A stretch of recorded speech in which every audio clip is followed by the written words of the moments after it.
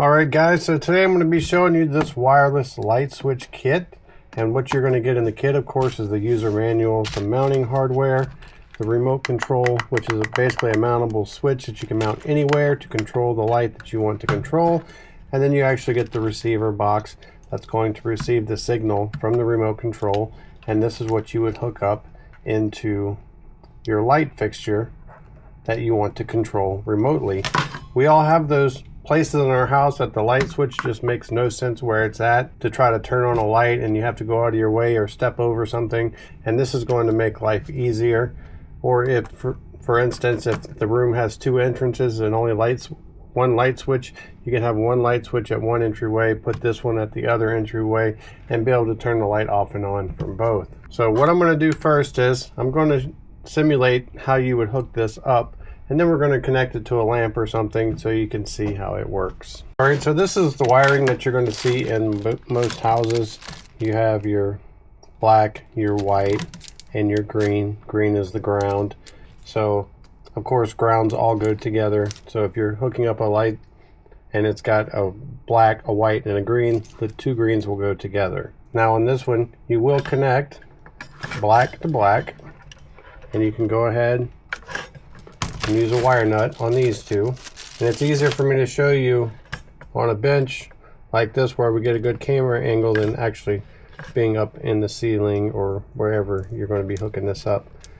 And then once you install your black to your black, all right, I went ahead and got an actual light fixture, and now that we have the black connected to the black on the box, we're going to take the three whites and we will connect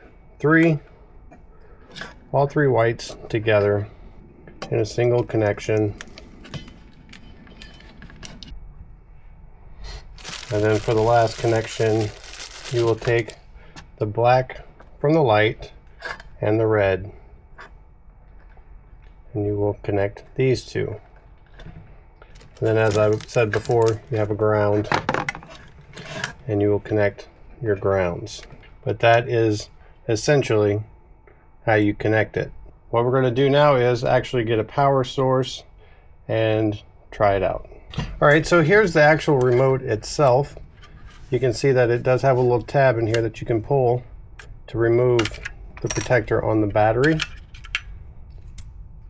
So we'll remove that, and it has springs on both sides. That's kind of different.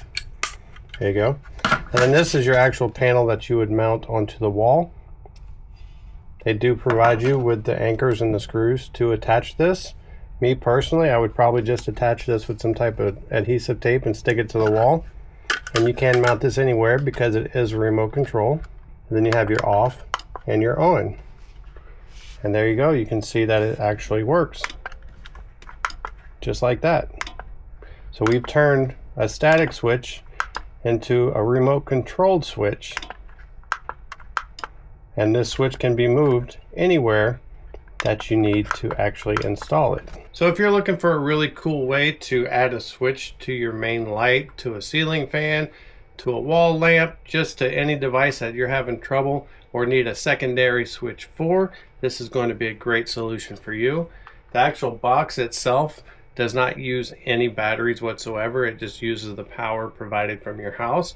The only battery that you will have to put is in this remote control. It has a nice long range, so you'll be able to put this anywhere in the room and not have any difficulty whatsoever powering those lights and fans. I hope this video helps, and thanks for watching.